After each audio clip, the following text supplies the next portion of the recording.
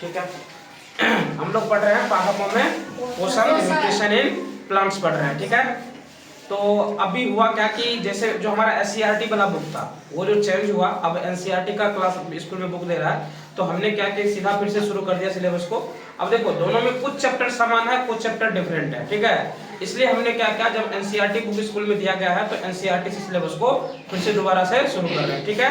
इसलिए क्लास 7 का जो ये तुम्हारा पहला चैप्टर है पादपों में पोषण यानी कि न्यूट्रिशन इन प्लांट्स, जो ये पहला चैप्टर है इसको हम आज पहली बार शुरू कर रहे हैं और ये तुम्हारा पहला क्लास है, ठीक है। और इसमें जो आज हम लोग मोस्टली टॉपिक कवर करने वाले हैं वो कवर करने वाले हैं कि पादपों में पोषण किस प्रकार से होता है, यानी कि वो अपना भोजन किस प्रकार से बनाते हैं तो उसका उपयोग कहाँ पे करते हैं, ठीक है। पोषक क्या है, पोषक तत्व क्या है, ये सब पढ़ेंगे। और फाइनली हम लोग कुछ क्वेश्चन का आंसर भी जानने की कोशिश करेंगे, जैसे कि भोजन का स्टोरेज कहाँ पे होता है, मतलब पौधों में। उसके बाद प्रकाश संश्लेषण की क्रिया किस प्रकार से होती है, प्रकाश संश्लेषण की क्रिया से ही भोजन क्यों बनती है ना। ये सब जितने भी क्वेश्चंस हैं इन क्वेश्चंस के आंसर जानने के बारे में हम लोग आज कोशिश करने वाले हैं, ठीक है। तो शुरू करते हैं। आज का हमारा टॉपिक जो है क्या है, पादपों में पोषण, न्यूट्रिशन इन प्लांट, ठीक है। तो देखो इसमें पहला क्वेश्चन हम लिखे हैं कि भोजन के घटक क्या है ना। भोजन के घटक क्या है, ये हम किसकी बात कर रहे हैं, पौधे की बात कर रहे हैं। पौधे में जो है भोजन के घटक क्या है, ठीक है। तो तुम यहाँ पे चेंज भी कर सकते हो कि पौधों में भोजन के घटक क्या है, यहाँ पे थोड़ा सा ऐड कर लोगे तो, क्योंकि हम बात कर रहे हैं पौधे की, ठीक है। पौधे में भोजन के घटक क्या है, तो कार्बोहाइड्रेट, प्रोटीन, वसा, विटामिन एवं खनिज क्या है, भोजन के घटक है। क्या क्या, कार्बोहाइड्रेट, प्रोटीन, वसा, विटामिन एवं खनिज क्या है, भोजन के घटक है, ठीक है। ये था हमारा भोजन के घटक। अब देखो दूसरा पॉइंट हम लिखे हैं पोषक यानी कि न्यूट्रिएंट्स क्या होता है ना। पोषक यानी कि न्यूट्रिएंट्स क्या होता है, तो भोजन के घटक जो हमारे शरीर के लिए आवश्यक है पोषक कहलाते हैं। मतलब देखो भोजन के घटक जो हमारे शरीर के लिए आवश्यक है, या फिर यहाँ पे देखो हमारे शरीर की क्या चाहिए, हमारे लिए हो गया ना।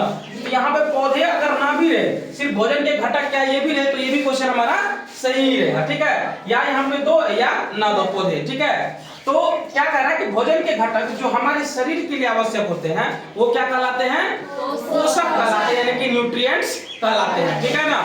भोजन के घटक जो हमारे लिए आवश्यक है क्या कहलाते हैं, पोषक कहलाते हैं, यानी कि न्यूट्रिएंट्स कहते हैं उसको, ठीक है।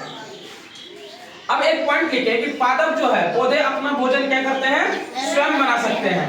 मतलब पृथ्वी पर जितने भी सजीव हैं उनमें से सिर्फ पादप ही ऐसे जीव हैं जो अपना भोजन क्या करते हैं, स्वयं बनाते हैं। बाकी जितने भी जीव हैं वो प्रत्यक्ष या परोक्ष रूप से किसी न किसी रूप में पौधे पर ही निर्भर रहते हैं, ठीक है। जैसे कुछ जीव ऐसे होते हैं जो शाकाहारी होते हैं, जो सिर्फ शाक खाते हैं, तो वो भी एक तरह से पौधे पर ही निर्भर रहते हैं। कुछ ऐसे होते हैं जो मांस खाते हैं, वो किस पे रहते हैं, जंतुओं पर निर्भर रहते हैं। लेकिन कुछ ऐसे होते हैं जो सर्वाहारी होते हैं, ठीक है, वो क्या करते हैं, पौधे और जंतु दोनों पर निर्भर रहते हैं। बात समझ में आ गई ना, क्लियर हो गई ना।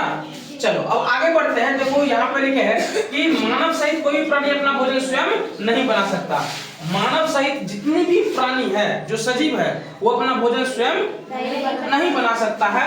वे पादपों अथवा पादपों का आहार ग्रहण करने वाले जंतुओं से अपना भोजन प्राप्त करते हैं। या तो वे पादपों पर निर्भर होते हैं, या पादप जो ऐसे मतलब पादपों का आहार ग्रहण करने वाले जंतुओं से अपना भोजन प्राप्त करते हैं, या फिर कुछ ऐसे जंतुओं पर निर्भर रहते हैं जो पादप ग्रहण करते हैं, ठीक है ना। पादप पर मतलब कुछ तो पादप पर निर्भर रहते हैं और कुछ जंतुओं पर निर्भर रहते हैं जो पादप ग्रहण करते हैं। बात समझ में आया ना। ये दूसरा वाला पॉइंट क्लियर हुआ ना कि मानव सहित कोई भी प्राणी जो है वो मतलब अपना भोजन स्वयं नहीं बना सकते हैं। मतलब वो अपना भोजन कैसे बनाते हैं, तो अपने भोजन के लिए पादपों पर निर्भर रहते हैं, या जो जंतु पादप ग्रहण करते हैं उस पर निर्भर रहते हैं, ठीक है, क्लियर है। अब दूसरा पॉइंट है कि मानव तथा अन्य प्राणी प्रत्यक्ष या परोक्ष रूप से पादपों पर निर्भर करते हैं। मानव या जितने भी अन्य प्राणी है ये प्रत्यक्ष या परोक्ष रूप से किस पर निर्भर रहते हैं, पादपों पर ही निर्भर रहते हैं। यहाँ पर पादप हम जब भी बोलेंगे तो तुम पादप का मतलब ये समझना हम पौधे की बात कर रहे हैं। किसकी बात कर रहे हैं, पौधों की बात कर रहे हैं। पादप मतलब तुम लोग कंफ्यूज मत होना, पादप जब भी हम बोलेंगे तो समझना पौधा है ना।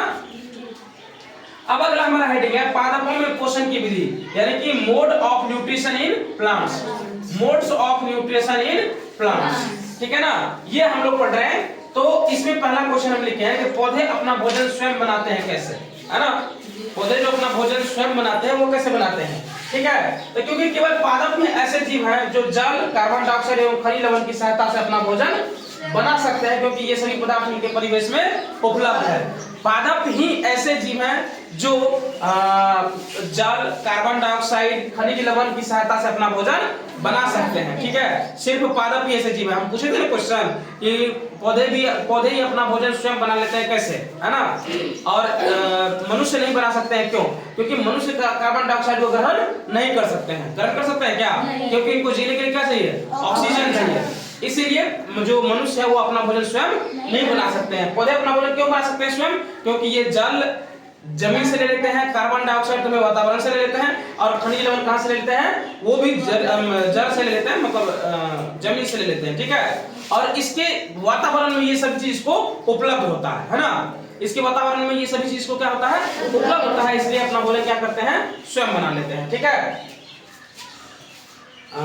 ठीक है, आगे बढ़ते हैं। अगला क्वेश्चन हम लिखे हैं कि पोषक पदार्थ से क्या लाभ है। अब है कि पोषक अगर हम ग्रहण कर रहे हैं ना, तो इस पोषक पदार्थ से लाभ क्या है ना। तो पोषक पदार्थ से क्या लाभ है? तो पोषक पदार्थ सजीवों की शारीरिक संरचना, वृद्धि तथा क्षतिग्रस्त भागों के रखरखाव के लिए समर्थ बनाते हैं। अब ये पोषक क्या करते हैं? जो शारीरिक संरचना होती है, चाहे वो पौधे की हो गई, किसी भी सजीव की हो गई, जिसकी शारीरिक संरचना क्या है?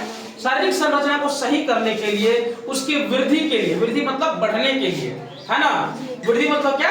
बढ़ने के लिए, और क्षतिग्रस्त भागों के रखरखाव के, क्षतिग्रस्त भागों के रखरखाव का मतलब क्या? जैसे तुम देखना, फूल का डंटी कहीं से अगर टूट गया है तो क्या तुमको 2 या 3 दिन बाद फिर से लगता है कि वहां पे लगता है टूटा हुआ भाग है? वो नहीं लगता, क्योंकि क्या करते हैं? उसको भर देते हैं, वो पोषक तत्व उतना उसको वहां पर पहुंचा देते हैं ताकि उसका घाव क्या हो जाए?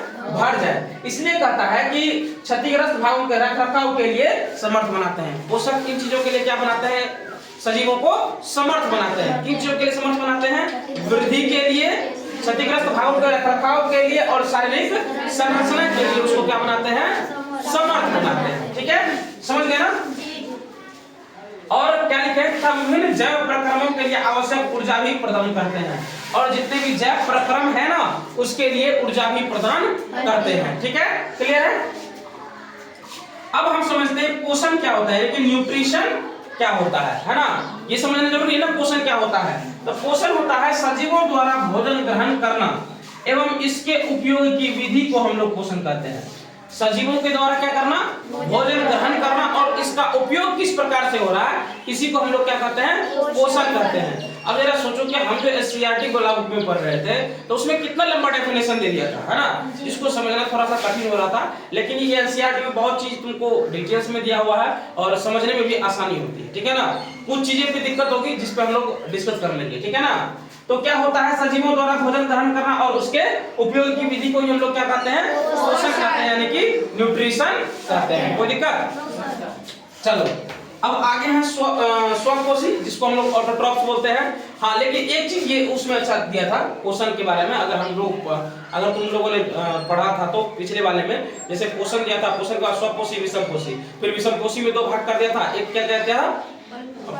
परपोषी, और दूसरा मिलिजीवी कर दिया था ना। तो ये वाला हम उसमें, ये वाला जो पढ़ाने, ये वाला जो टॉपिक दिया होता ना, उसमें अच्छे से दिया था। तो तुम लोगों को वो वाला पढ़ा हुआ है, तो उस वाले को जरा फोकस करना, इसमें शॉर्ट कट में देकर के हटा दिया है।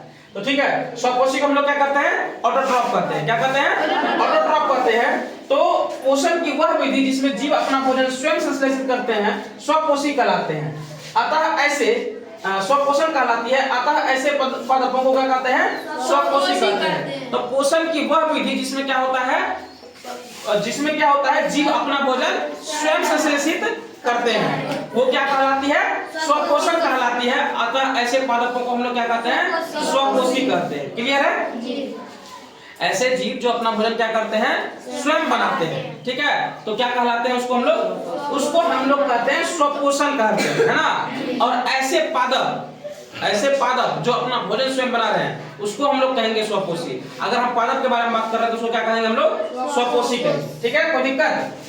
अब अगला है विषम पोषी, जिसको हम लोग क्या कहते हैं? हेटेरोट्रॉफ कहते हैं। क्या कहते हैं? हेटेरोट्रॉफ कहते हैं। तो जंतु एवं अधिकतर अन्य जीव पादपों द्वारा संश्लेषित भोजन ग्रहण करते हैं, उन्हें हम लोग क्या कहते हैं? विषम पोषी कहते हैं। जो मतलब पादपों द्वारा बनाए गए भोजन को ग्रहण करते हैं उसको हम लोग क्या कहते हैं? विषम पोषी। इसको सिर्फ इतना भी तुम बोल सकते हो कि पादपों द्वारा बनाए गए भोजन को ग्रहण करने वाले जीव क्या कहलाते हैं? विषम पोषी कहलाते हैं। इतना आसानी से बोल सकते हो ना कि पादपों द्वारा भोजन बनाए गए भोजन को ग्रहण करने वाले जीव क्या कहलाते हैं? विषम पोषी कहलाते हैं। कोई दिक्कत? अब ये तुम्हारा जो आज का क्लास था ना, आज के लिए हम लोग इतना ही पढ़ रहे हैं, लेकिन अगले क्लास में हम लोग बात करने वाले हैं प्रकाश संश्लेषण पादपों में, मतलब पादपों में खाद्य संश्लेषण का प्रक्रम। अब देखो ये जो टॉपिक हम पढ़ेंगे ना, प्रकाश संश्लेषण पादपों में खाद्य संश्लेषण का प्रक्रम, तो इसमें और हमारा डाउट्स क्लियर होगा। और इसमें मेनली जो हम लोग पढ़ने वाले हैं, तो देखो इसमें ये भी समझने की कोशिश करेंगे कि पादपों की खाद्य प्रक्रिया कहाँ स्थित है ना? जैसे किसी को पता है पादपों की खाद्य प्रक्रिया कहाँ स्थित है? पत्ती को हम लोग पादपों की क्या कहते हैं? खाद्य प्रक्रिया कहते हैं। ठीक है, क्या भोजन पादपों के सभी भागों में निर्मित होते हैं अथवा कुछ विशेष भागों में? मतलब जो भोजन है वो पादपों के सभी भागों में निर्मित होते हैं या किसी एक विशेष भाग में ही निर्मित होते हैं? तो हम लोग जानते हैं कि किसी विशेष भाग में ही निर्मित होते हैं, पत्तियों में ही निर्मित होते हैं ना, और वहीं से भोजन क्या होता है? पौधे के हर एक भागों तक पहुंचाया जाता है। कोई दिक्कत? अब अगला क्वेश्चन था कि पादप अपने परिवेश से कच्ची सामग्री किस प्रकार प्राप्त करते हैं? पादप अपने परिवेश से, हाँ ये वाला क्वेश्चन जो है, ये वाला क्वेश्चन तुमको जब तक पढ़ाएंगे तब तक ये समझ में नहीं आएगा। तो पादप अपने परिवेश से कच्ची सामग्री किस प्रकार प्राप्त करते हैं? और एक है कि खाद्य प्रक्रिया था उनका स्थानांतरण किस प्रकार होता है? खाद्य प्रक्रिया था जो उनका स्थानांतरण है, जैसे भोजन बन गया, या फिर तुम समझो कि पौधे को अगर जल एवं खनिज लवण चाहिए तो वो जल एवं खनिज लवण पत्तियों तक कैसे पहुंचता है? क्योंकि खाना तो हमारा पत्तियों में ही बन रहा है, वो कैसे पहुंचता है? और अगर खाना बन गया पत्ती में तो वो वहां से पादपों के हर भाग तक कैसे पहुंचता है? ठीक है, इन सब चीजों के बारे में हम लोग अगले क्लास में डिस्कस करेंगे और समझेंगे कि ये किस प्रकार से उसमें पादपों में संभव होता है। ठीक है, फिलहाल हम यहाँ से हट जाते हैं, इसको लिख लेना। ठीक है।